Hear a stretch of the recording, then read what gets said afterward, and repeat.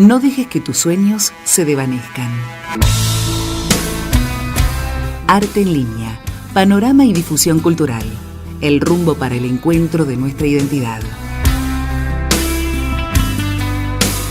Conducción, musicalización y producción general, Pablo Duarte. Arte en línea.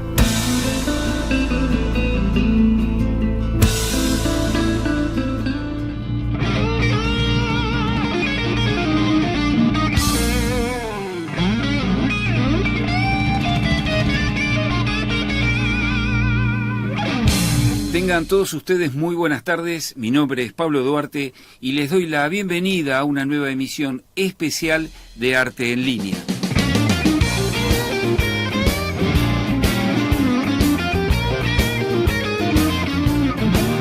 Nos estás viendo y escuchando a través de nuestra plataforma digital www.radiohermes.com. Una vez finalizado el programa, nos vas a poder ver en forma diferida a través de nuestro canal de YouTube. Ahí nos encontrás como Radio Hermes y también nos vas a poder escuchar en formato audio o en formato de radio a través de nuestras listas de reproducción en Spotify e iVoox, en las cuales también nos encontrás como Radio Hermes.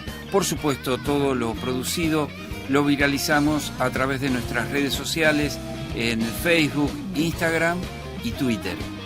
Si querés dejar tu mensaje, podés hacerlo en forma de texto o de audio al WhatsApp 11 56 47 2346. Radio Hermes también te escucha. Llámanos al 4305-3303 o deja tu mensaje al 11 56 47 2346. Compartí nuestros contenidos en redes. En Facebook nos encontrás como Radio Hermes Web, en Instagram como Radio Hermes y en Twitter como Radio-Hermes. Míranos en nuestro canal de YouTube, escuchanos en www.radiohermes.com y nuestra aplicación para dispositivos móviles. Radio Hermes, tu lugar de expresión y comunicación.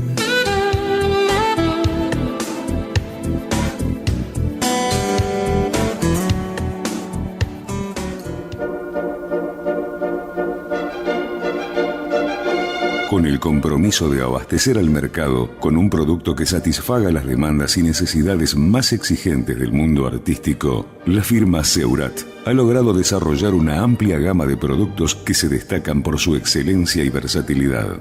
Seurat, el valor de la experiencia en las principales artísticas del país, atiende tus consultas en el mail ventas@seurat.com.ar.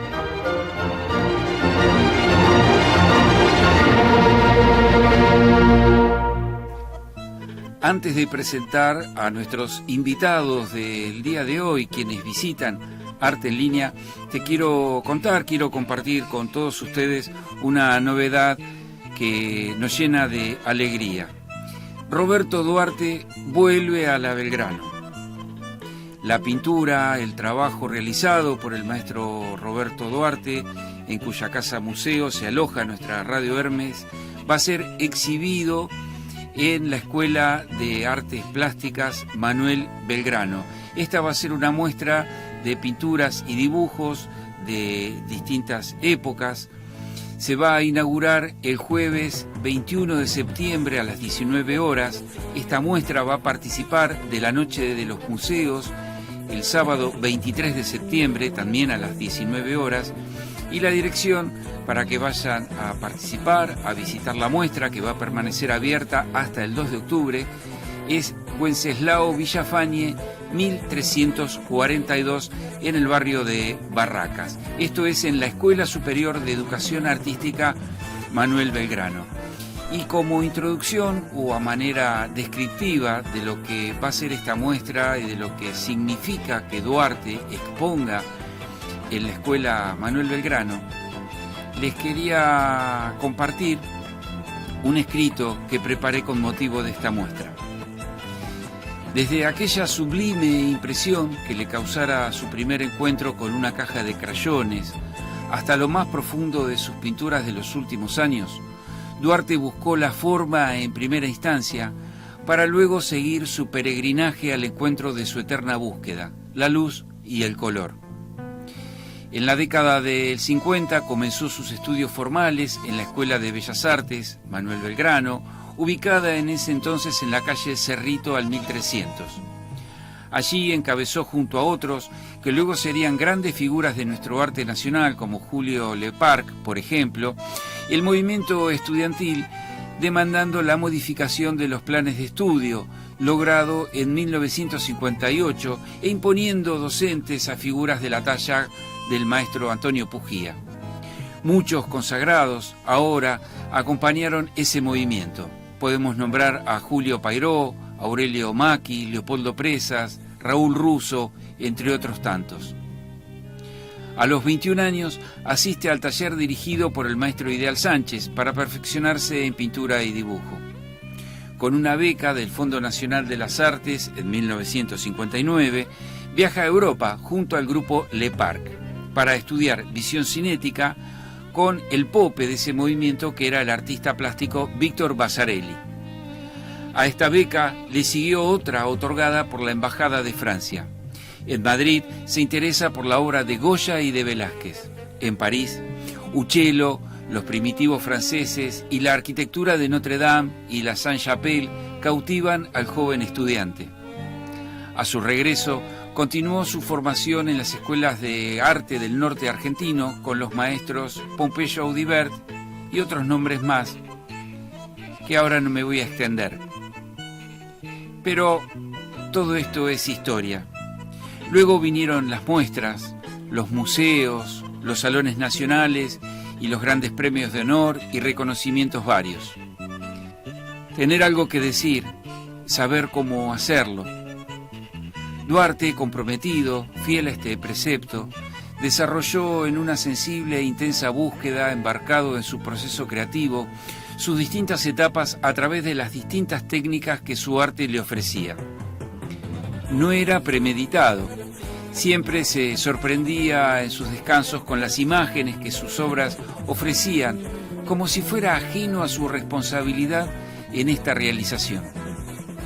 Pero nada era casual.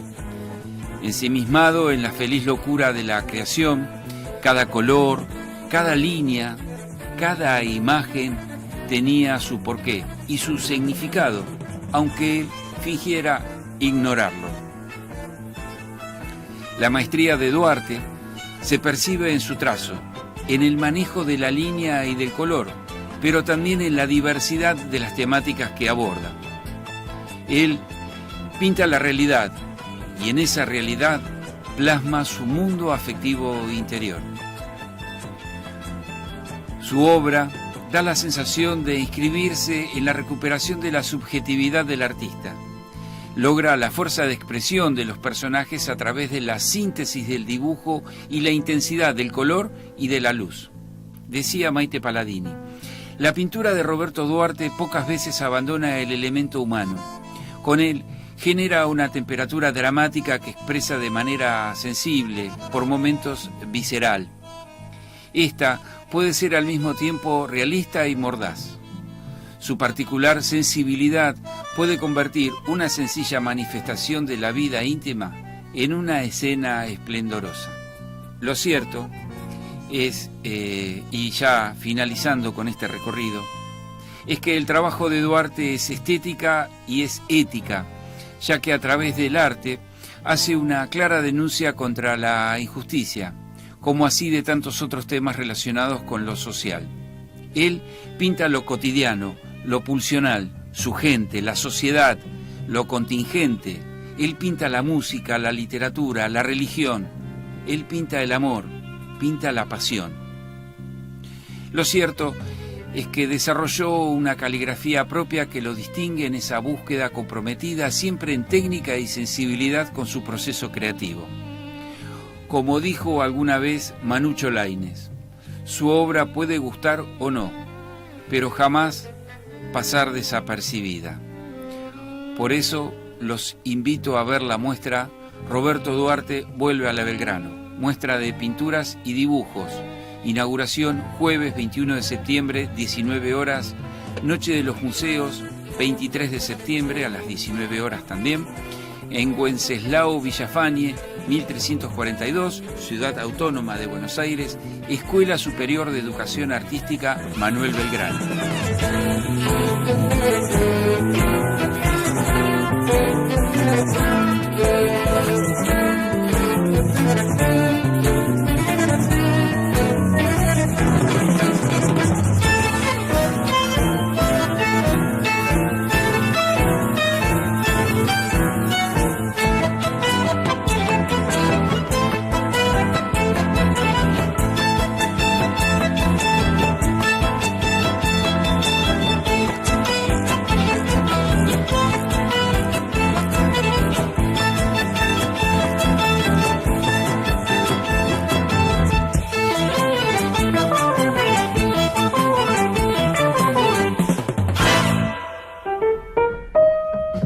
El segundo sábado de cada mes te esperamos para que te emociones pintando acuarelas. Utilizaremos la técnica de húmedo sobre húmedo y húmedo sobre seco, además de otros accesorios.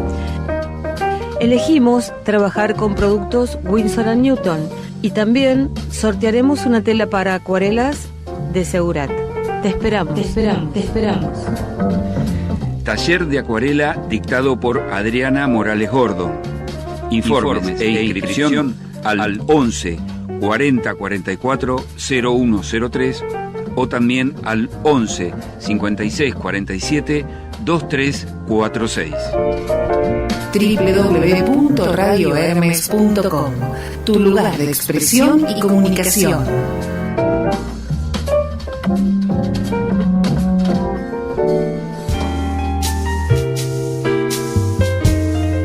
Radio Hermes te invita a visitar sus instalaciones donde funciona el Museo del Artista Plástico Roberto Duarte.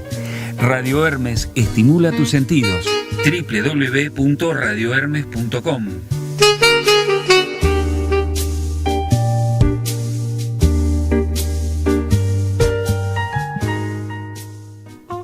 Ahora sí, momento de recibir a nuestros invitados. Hoy visitan Arte en Línea, la actriz Natalia Pascale y el actor Pablo Goldberg.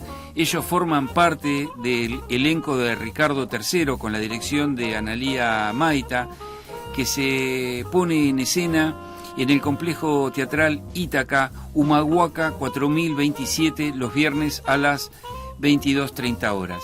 Quien también nos visita hoy en Arte en Línea, con quien vamos a estar en comunicación minutos nada más, es el arquitecto e integrante de la Asociación de Críticos Musicales, Néstor Echevarría, para hablar de las actividades del Teatro Colón y del Teatro Coliseo.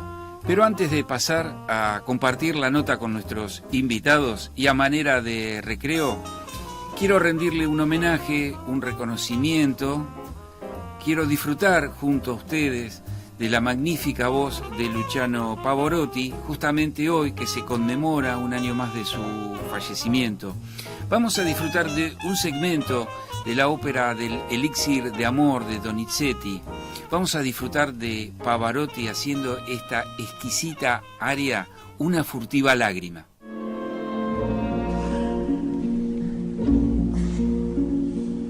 Una sola istante i palpiti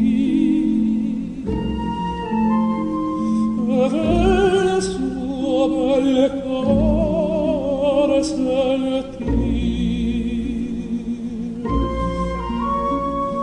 i miei sospiri confondere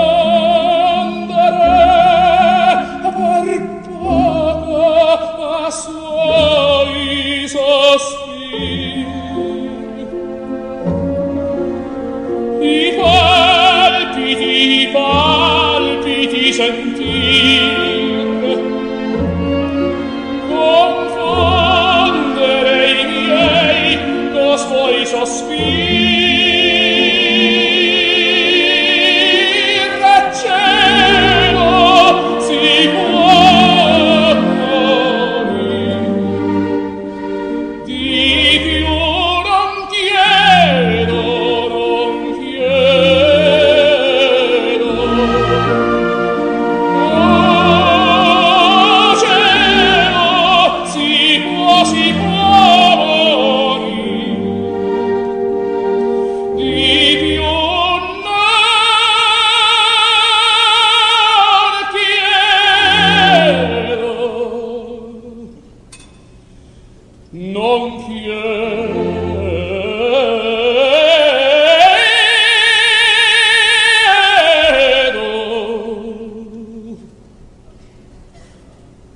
si può morire,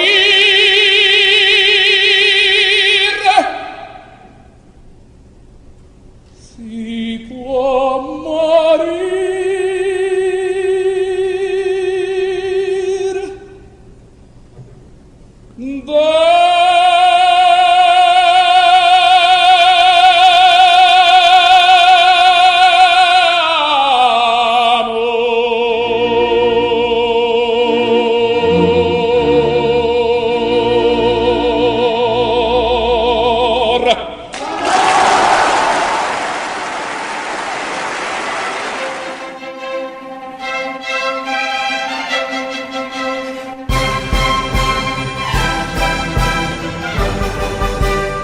La idea y el pensamiento hecho palabra, y la palabra convertida en acción.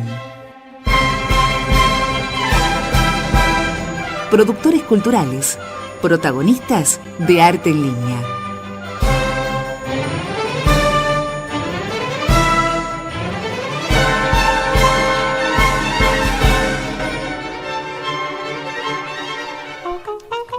Ricardo III se pone en escena en el complejo teatral Ítaca. Esto es en la calle Humahuaca, 4027 de la Ciudad Autónoma de Buenos Aires. Las funciones son los viernes a las 22:30 horas. William Shakespeare no solo escribió obras de teatro, creó también una forma de hacerlo, de interpretarlo. Su dramaturgia, llena de textos exquisitos, no le escapa a la ironía, ni al sarcasmo, ni al humor. La tragedia y la comedia coexisten en sus letras. En sus obras nos habla de la naturaleza humana y sus acciones, anticipándose varios años a Freud en la descripción psicoanalítica de sus personajes. En esta síntesis de Ricardo III, Analía Maita hace una perfecta interpretación del texto shakespeariano sobre el poder y sus enfermedades. Su puesta en escena, sin apartarse de la esencia de la partitura, es creativa, original y evocadora, por lo participativa como lo fuera en el teatro ideado por el dramaturgo inglés. Esta magia teatral se completa y es posible gracias a la excelencia de su elenco. Luciana Cervera Novo, Pablo Goldberg, María Emma Mirés, Ezequiel Olázar y Natalia Pascale. Son ellos quienes, a través de sus distintos procesos creativos de los personajes, logran unir lo terrible con lo irónico y satírico, convirtiendo la tragedia en una comedia dramática de inmenso contenido. Por lo dicho y por lo anunciado, hoy visitan Arte en Línea la actriz Natalia Pascale y el actor Pablo Goldberg. Natalia, Pablo, bienvenidos. Un placer recibirlos en Arte en Línea y un placer haberlos disfrutado en el teatro haciendo esta deliciosa versión de Ricardo III. ¿Qué tal, Pablo? ¿Cómo te va, tocayo? ¿Todo bien? Todo bien, todo bien. Hola, Pablo, ¿cómo estás? Gracias por invitarnos. Bueno, no solo el placer es poder compartir este momento acá a través de la radio con nuestra audiencia, sino haberlos podido disfrutar en el teatro. Me gustaría que cuenten primero cómo nace este proyecto, cómo se arma este grupo de trabajo. Bueno, el proyecto surge, arranco yo. Surge por Analía Maita, que es la que hizo la versión de este Ricardo III y además es la directora, y convoca a un grupo de actores para empezar a trabajar. Esto empezamos a ensayar en marzo del año pasado, en marzo del 2022. Con la idea de estrenar el año pasado. Después hubo ahí unos traspiés en los ensayos entre alguna baja de algún actor, y ahí cuento una infidencia. Pablo es el tercer Ricardo, es Ricardo III literalmente. Hubo dos actores antes que por diversos motivos se bajaron del proyecto, hasta que bueno, llegó el gran Pablo. Es un placer compartir el escenario con él, así que bueno, y de ahí surge estas ganas de Analía, que es una gran conocedora de la obra de Shakespeare, en hacer esta versión de Ricardo. La verdad que el papel que desempeña Pablo es el más exigido, quizás desde la deformidad que tiene que representar y que no abandona en ningún momento. Sí, lo exigido, qué sé yo, Más o menos, ahí para mí es admirable el trabajo que hacen mis compañeros. Yo lo que digo y comento siempre y lo ratifico cada función es que aprendo un montón de lo que ellos hacen. Yo cuando entré a principios de este año para representar a Ricardo, estaba, no te voy a decir perdido, pero estaba ingresando a un proyecto, recién acercándome al texto, y ellos ya venían avanzados con el material, con los ensayos, con la puesta en escena de varias escenas, casi hasta la mitad, y fueron ellos quienes, con una apertura enorme, con una generosidad enorme, me guiaron para que me ponga a tiempo y podamos seguir construyendo y dándole forma a lo que hoy es Ricardo III. Hay algo de que me parece imposible haber hecho lo que hice o lo que estoy haciendo si no fuese con los compañeros que tengo. Claro, ¿y cómo es el proceso creativo de estos personajes? ¿No? Porque hay muchas maneras de hacer Shakespeare, quizás al querer versionarlo, y me parece que Analía encontró un camino muy acertado, ¿no? De acercarnos Shakespeare, Ricardo III. Entonces, ¿cómo es el proceso de los personajes que ustedes ponen en escena? La verdad que lo que creo, sobre todo, es que Analía, si bien tenía una idea de lo que quería, una idea concreta de lo que quería, nos dio mucha libertad en la creación de cada uno de los personajes. También hay varios, nosotros tenemos varios personajes, pero bueno, y en eso libertad para crear. Hubo algunas escenas que se ensayaron por separado del resto y después se fueron ensamblando porque requerían otro tipo. Bueno, claro, es la escena acá estamos los dos, entre Lady Anne y Ricardo, que ensayamos mucho tiempo la escena por separado para después encontrar estos personajes y ensamblarlos en la obra. Sí, yo creo que la fuimos armando de a cachos, por escena, dándole bola tal vez a ciertas escenas que tenían una mayor dificultad, hay escenas más cortas, escenas más largas, escenas que son bastante más complejas, donde lo que también pasa es que en la obra original duraría 5 horas, claro. Tal cual lo escribió Shakespeare, y Analía hizo una adaptación de 1 hora y media, que ahora estamos en 1 hora 20.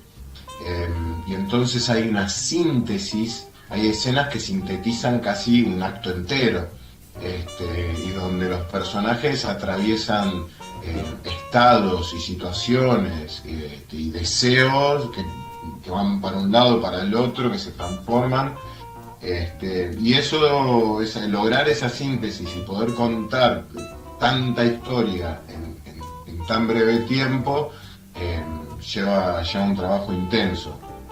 De mi parte, por lo menos, sí. No, que de mi parte, por lo menos, yo en un principio me traté de enfocar en entender qué es lo que estaba pasando.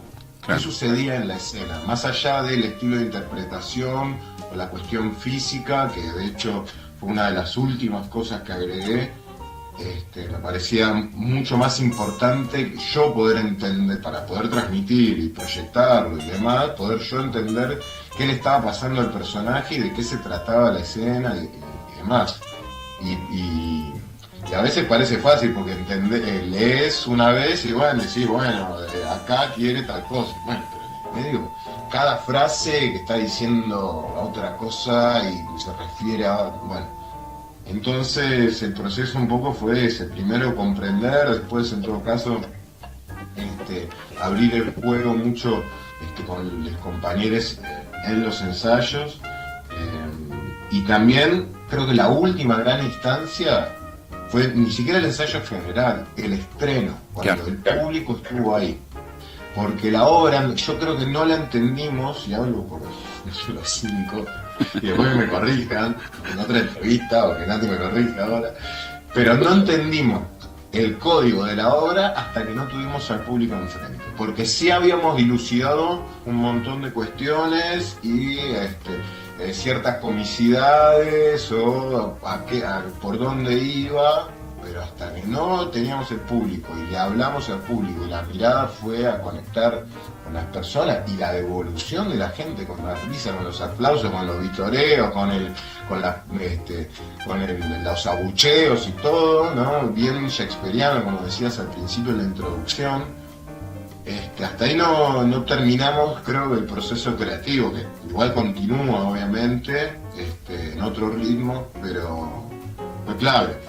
La presencia del público, más allá de que el teatro sin público no existe, que eso es algo base, en esta obra, sin el público, la obra es otra obra, es otra cosa.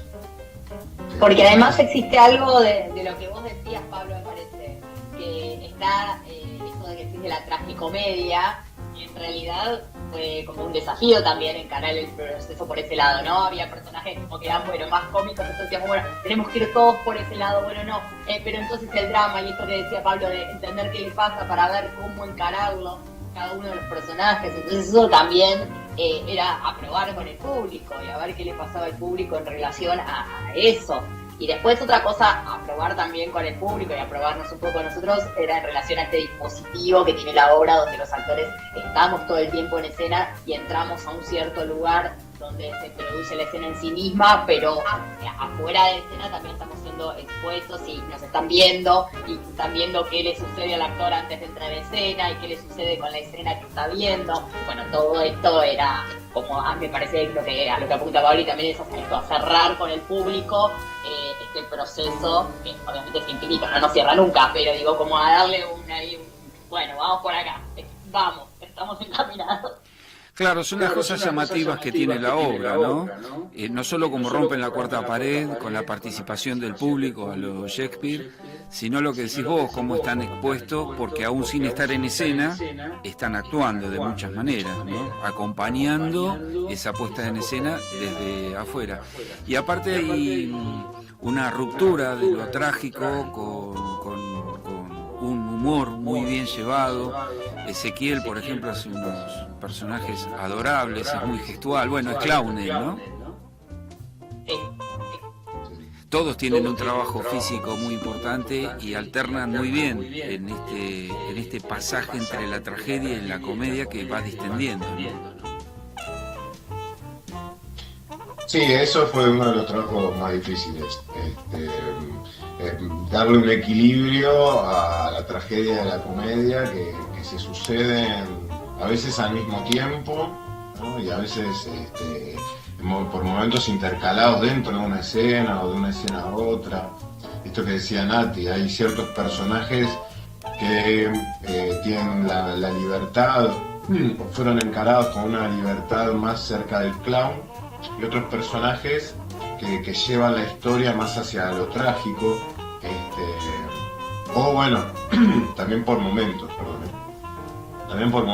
en algún momento cierto personaje tiene la libertad de vincularse mucho con el público y buscar o ir encontrando esta gracia, y por otros momentos se aleja, está ahí imbuido en la tragedia, ¿no? El caso de Ricardo, por lo menos, sucede en reiteradas veces, el ir y volver entre una cosa y la otra. Claro. ¿Y siempre encuentran respuesta en el público en esta participación? Por el momento sí. En las funciones que llevamos sí. Vamos a ver cómo sigue, pero también estamos atentos a que puede pasar que no. Claro. Eso cambia la obra. La última función, en las primeras escenas, el público casi entró en un código más de tragedia. Y sucede, puede suceder, y después en un momento empezaron se rió, y una vez que engranaron, después no pararon más. Claro, sí, pero depende, es impresionante eso. Aparte uno, por más que quieras ir en automático, actuar, es imposible. Claro. Cada función es absolutamente diferente y nunca te vas a encontrar, ni vos siendo la misma persona, ni el público, obviamente, siempre va a ser otro. Bueno, pero sí, por lo menos en la función que me tocó ver a mí, ese pasaje se supera rápidamente. Uno entra en clima de tragedia con tu aparición primaria, ¿no? Cuando salís debajo de ese manto transformado. Eso a uno lo introduce de lleno en la tragedia. Y después, bueno, van surgiendo distintas situaciones que van despertando sonrisas, como la vida, ¿no? Uno va alternando alegrías con tragedia. Aunque no quiera. Bueno, muy lindo espacio lo del complejo teatral Ítaca, que permite disfrutar este tipo de teatro, ¿no? El teatro independiente en líneas generales, pero lo que he estado yendo a ver en el Teatro Ítaca son obras recomendables. ¿Cómo es el recorrido de Ricardo III y cómo sigue el recorrido de ustedes, más allá de Ricardo, ¿no? Bueno, primero yo creo que el espacio, que es maravilloso, que tiene muy poco tiempo de existencia, nadie podrá entrar en detalles, pero yo lo conocí hace poco y quedé enamorado, porque no solo la cuestión del escenario y del público, la comodidad, las cuestiones técnicas que lo rodean, el camarín, que es una maravilla, toda la gente que labura ahí es un amor y están muy bien organizadas, y se come muy rico también. Sí, importante, ¿no? Sí. Bueno, el recorrido de Ricardo, te lo dejo. Recorrido de Ricardo, por el momento vamos a estar con funciones hasta fines de noviembre, los viernes a las 22:30 en Ítaca Complejo Teatral, así que les esperamos. Y el recorrido personal, Pabli. ¿El personal de cada uno de nosotros? Sí. ¿Te gustó el personal?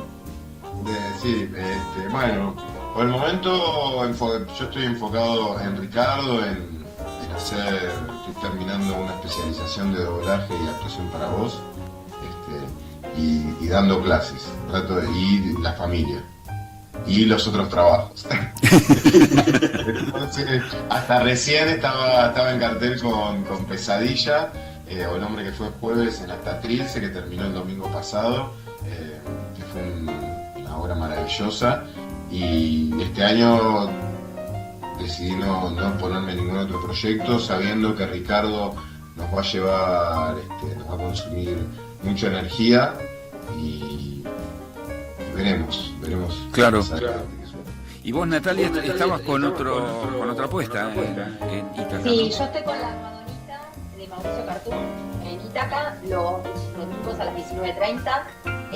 Bueno, contentísima con ese trabajo. Estamos en cartel desde abril del año pasado, cortamos solo enero y febrero, y bueno, nada, estamos súper contentos, y por ahora, bueno, hasta fines de octubre con eso, y volvemos el año que viene, pero bueno, seguimos con ese proyecto y ensayando ahí unas cositas más, pero todo para el año que viene. Claro.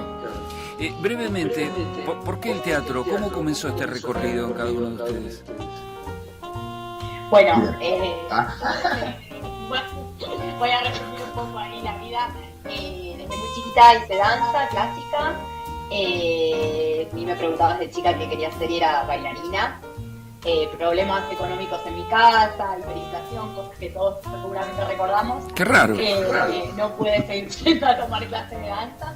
Y después, cuando empecé el secundario, yo me tenía que cambiar de colegio porque mi colegio primario no tenía colegio secundario. Entonces, bueno, ¿qué colegio? Mi mamá ahí buscando. Y había un colegio cerca de mi barrio que tenía teatro como materia. Yo quiero ir ahí, un curso de ingreso de un año, de abril a diciembre, examen de ingreso, bueno, toda una cosa ahí como muy formal. Bueno, entré a ese colegio, al año siguiente empecé a formar parte del grupo de teatro del colegio, después el grupo se independizó,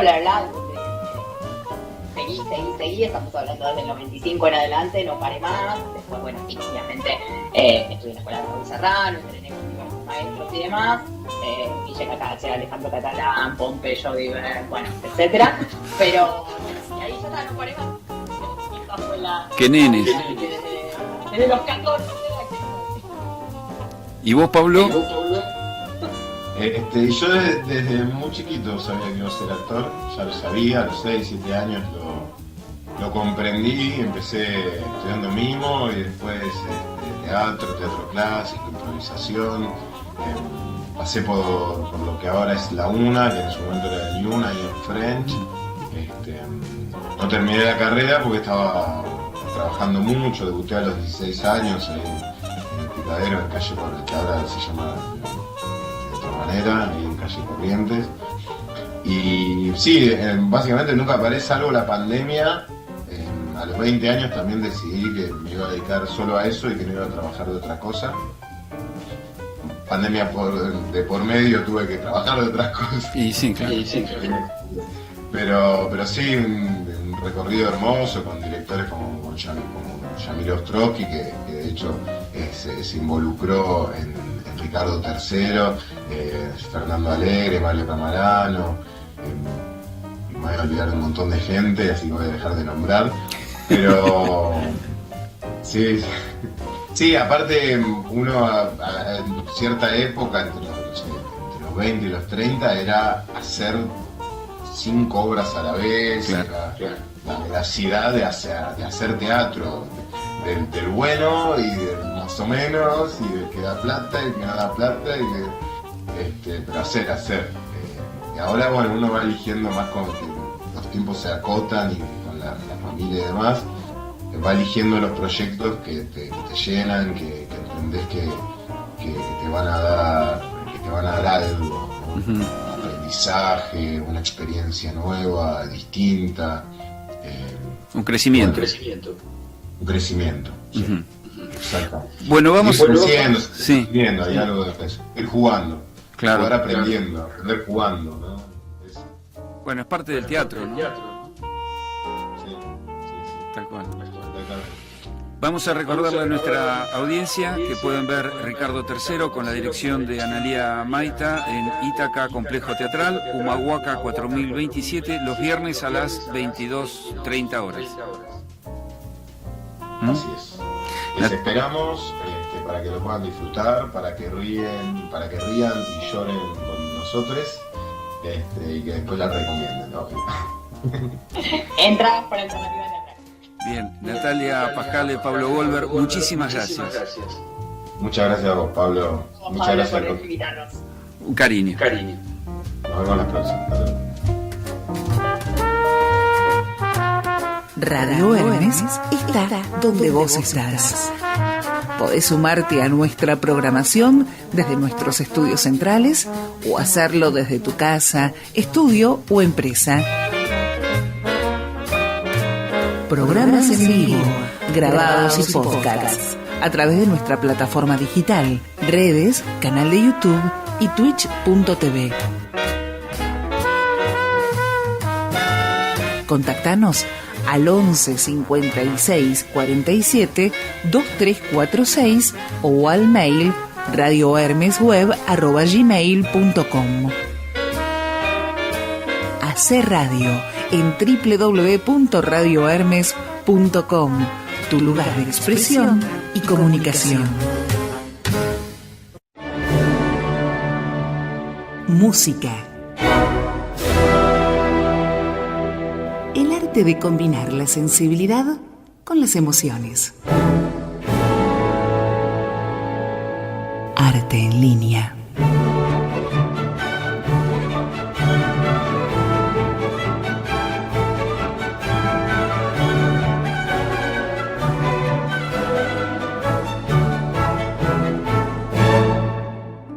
Conforme a lo prometido, estoy en comunicación directa con el arquitecto Néstor Echevarría. Él es integrante de la Asociación de Críticos Musicales de la Argentina y columnista de Arte en Línea, es quien nos trae las novedades y las actividades que se realizan en el Teatro Colón y ahora como anexo en el Teatro Coliseo. Néstor, buenos días, ¿cómo te va? ¿Cómo estás? Buenos días, Pablo, buenos días a los amigos televidentes y oyentes. Y naturalmente la temporada del Colón se ha puesto muy profusa a esta altura del año por la cantidad de eventos que ya he venido comentando de ocasiones anteriores.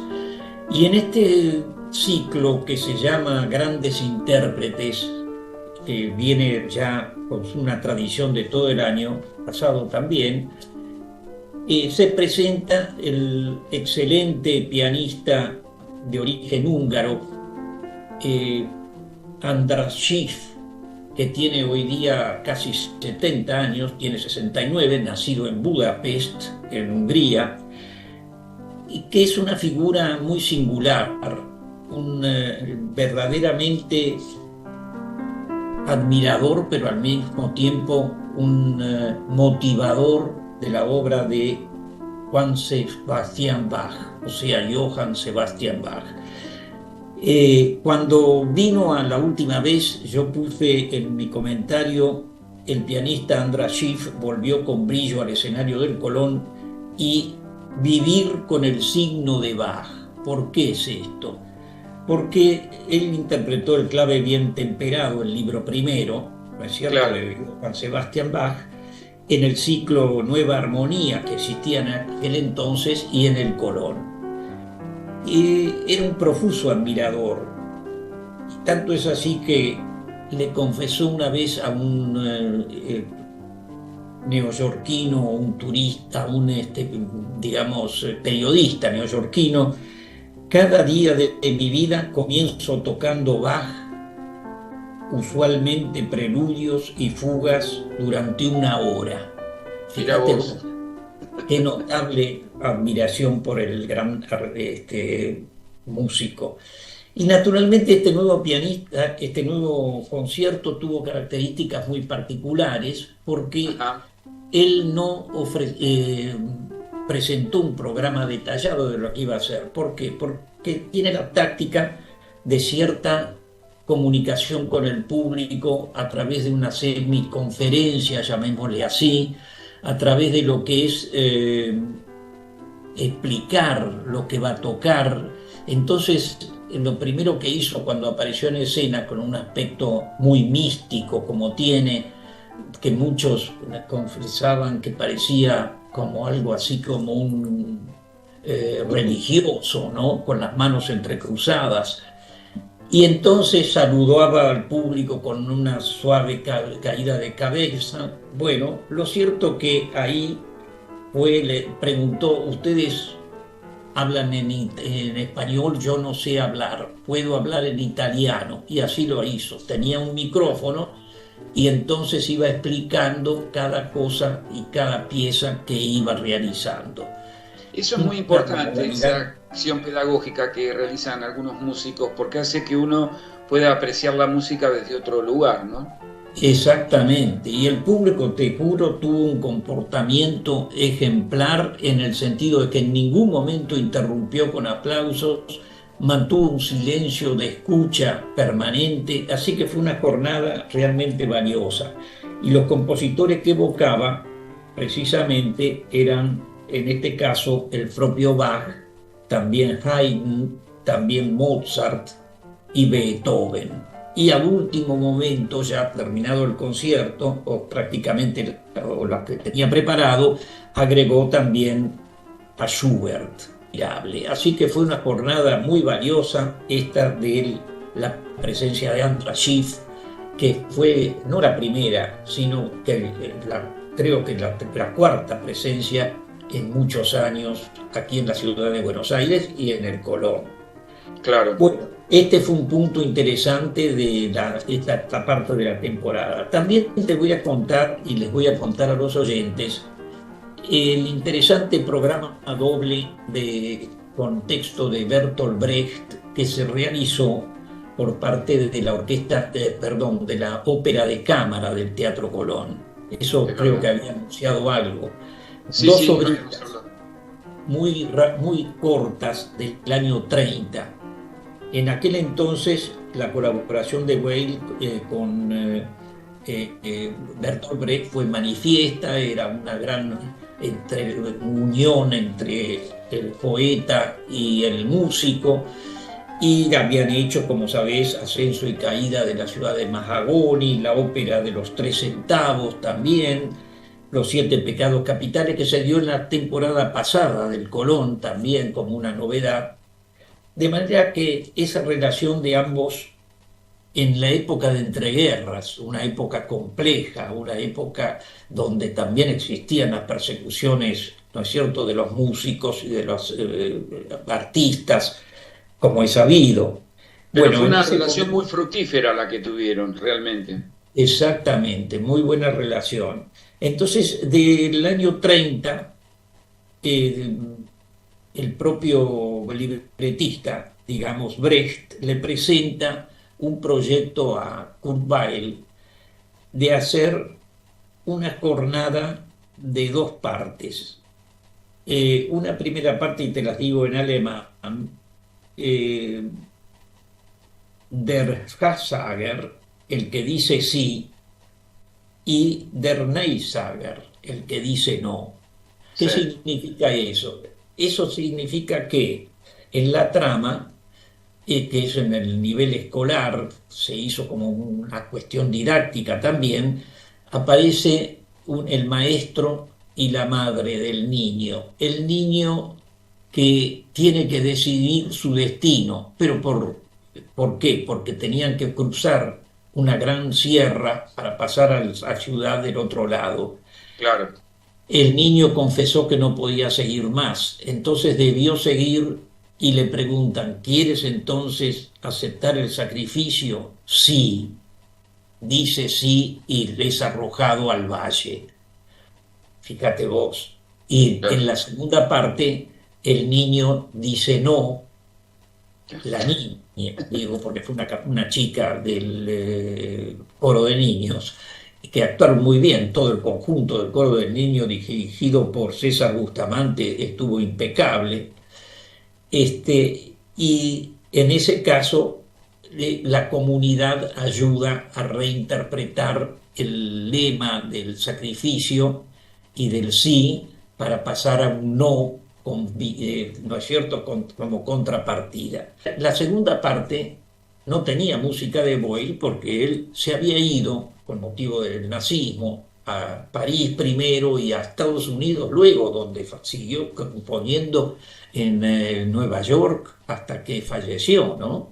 Claro. Mientras que este título vacante de Brecht le queda para ser adjudicado a Martín Matalón. Martín Matalón es un músico argentino de buena trayectoria que estudió en la escuela Juilliard de Nueva York, también se fue a París, vive hace muchos años en París, siempre en música contemporánea, y entonces allí fue el autor de la segunda parte, del que dice no.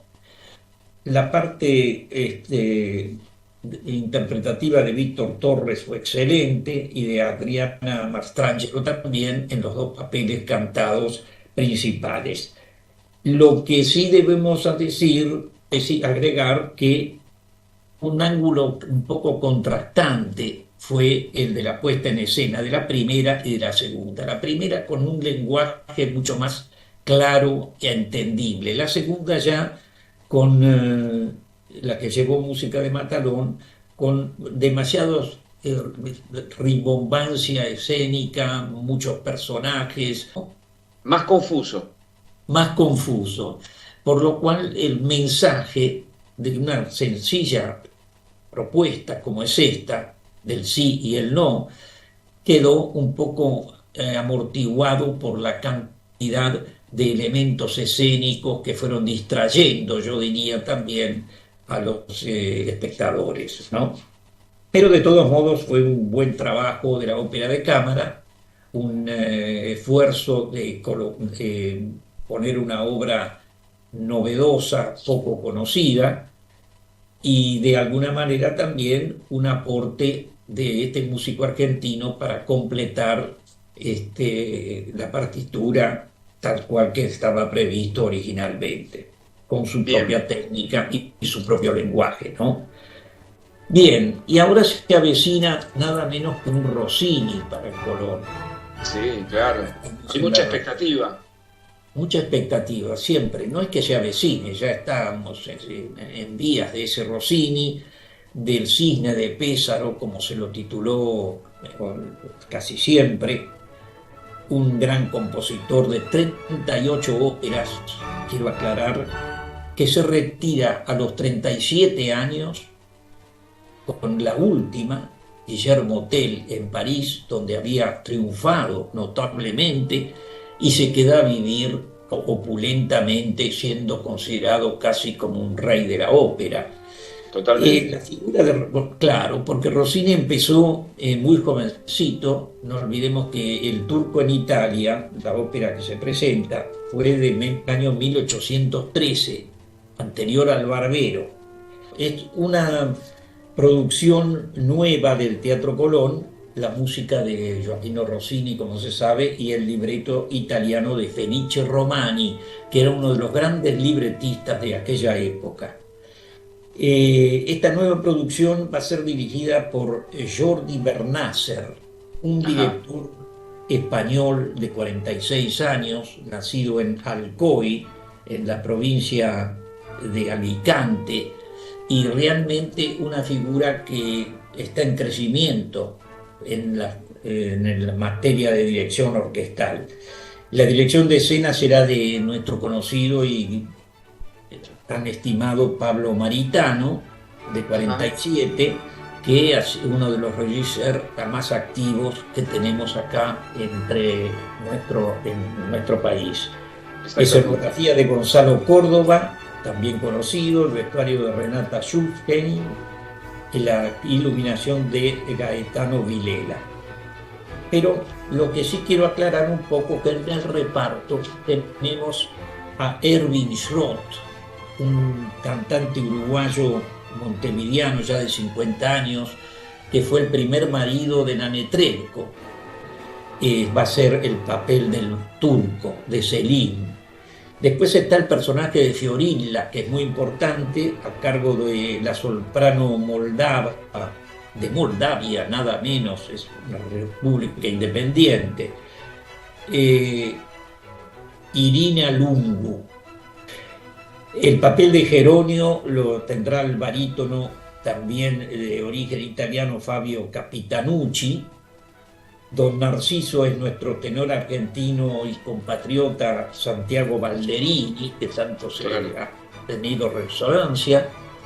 El papel de Prostóchimo lo hace el cantante de acá, también argentino, de la provincia de Misiones, Germán Alcántara, y la mezzo Francesca Di Sauro, es una italiana que hace la parte de Zaira.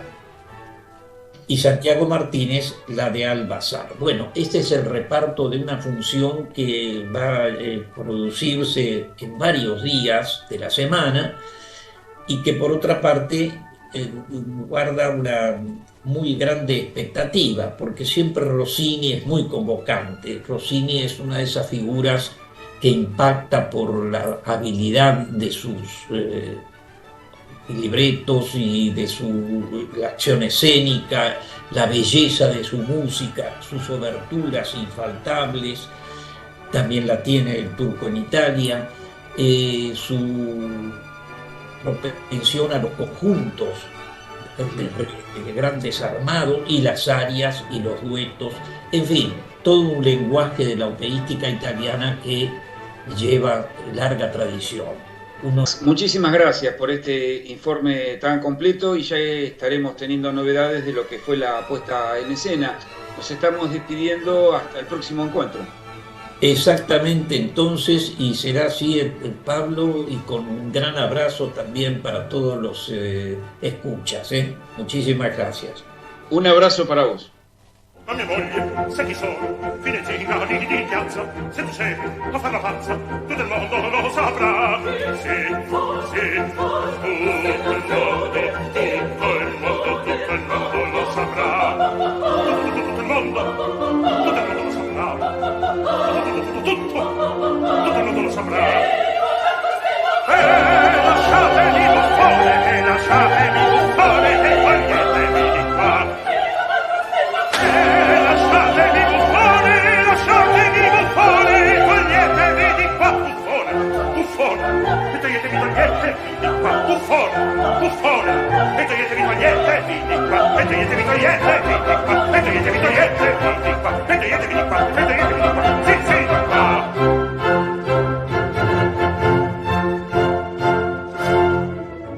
Non è mai così difficile, queste cose conquistare.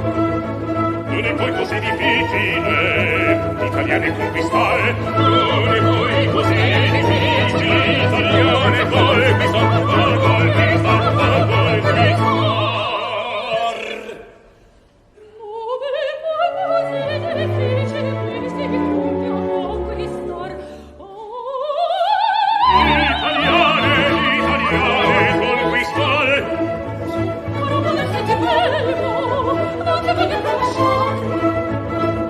Senti prego, non ti voglio più lasciare, cara mano, senti prego, non ti voglio più lasciare, no, no, no, no, no, no, no. Sì, no, mi sa che non è il segno della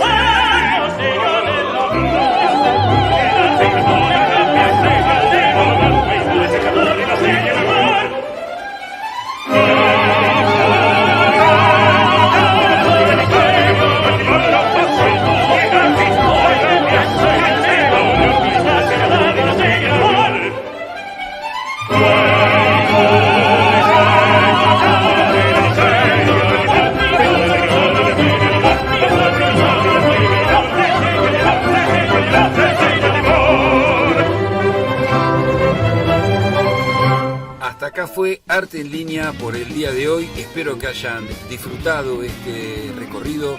Nos estaremos encontrando la próxima semana en nuestro habitual horario de los días miércoles a las 15 horas. La invitación es que se queden acá en nuestra casa www.radiohermes.com. Ya llega Alicia Nigro con Hechos de Palabra. Que tengan todos ustedes muy buenas tardes y muchísimas gracias. Hasta aquí fue Arte en Línea, panorama y difusión cultural.